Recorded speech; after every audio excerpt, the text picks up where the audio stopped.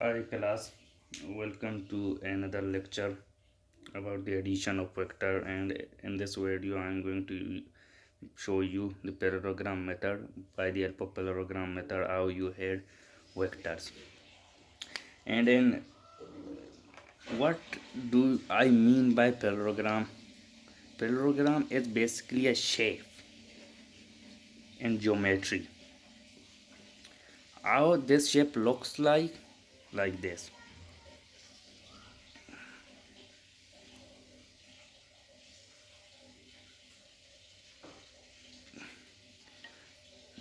This shape in geometry is known as parallelogram. This is known as parallelogram.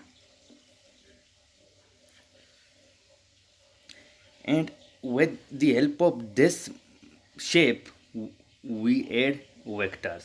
How we add vectors? Let me show you now. Suppose I gave a vector. This is my vector, which is known as vector A. It is indicated by this arrow.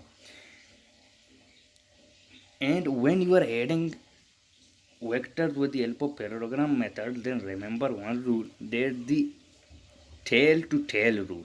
Here we are not going to use add to add rule, but instead of add to tail rule, we are going to use tail to tail.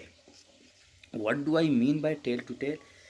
In this, the vector A is in this direction, and if I am adding another vector which is in this direction, that is B, then what I am going to do, when I take this vector and replace it here, then according to parallelogram method, then I use tail to tail.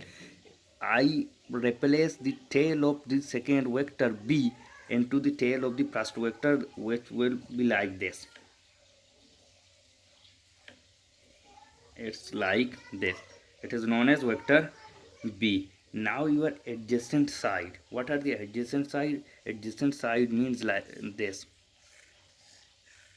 It is the adjacent side of it. It is the adjacent side of it. It is the adjacent side of it.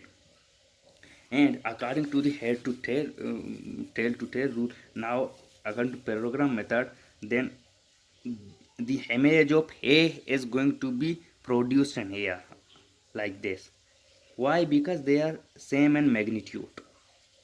It is A, then it is also going to be A, and it is B, then this side is also going to be your B. It is known as B. They are same. A are A and B and B, A and A. They both magnitude are same. The magnitude of this length is same with this length, and the magnitude of this length is also same with the magnitude of this length, and that's why we have given this shape, this name, a parallelogram method by the help of parallelogram, because we are adding the vector. Now what will be the resultant vector of this two vectors? The resultant vector will be from A. The resultant vector is especially it is shown by the diagonals of the parallelogram, are shown by the diagonals. What are diagonals? One diagonal is from A to B in this direction, and one diagonal is from A to from here to here. The diagonal, what diagonal does? They cut the vector parallelogram into two triangle shape. They cut it and make it, they cut the diagonal, cut the parallelogram two into two triangle shaped. It is the basic thing of diagonal, the diagonal do. Now let me somehow erase it and make it clear. But while we are adding the vectors, then what we are going to do, our the resultant vector will start from the tail of these both vectors, and it will end to the head of these both vectors where they are meeting to each other. and this is known as our resultant vector, which is indicated by r. And r is what is your r? This r is the summation of vector a and vector b. This r is the summation of vector a and vector b.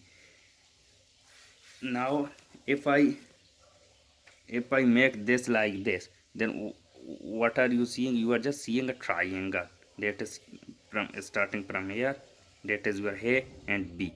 Basically, by the help of this diagonal, what this diagonal does, this diagonal cut this parallelogram into two triangle shaped. And now this is our resultant vector. And how to represent direction? The direction is represented by this theta is equal to tan inverse.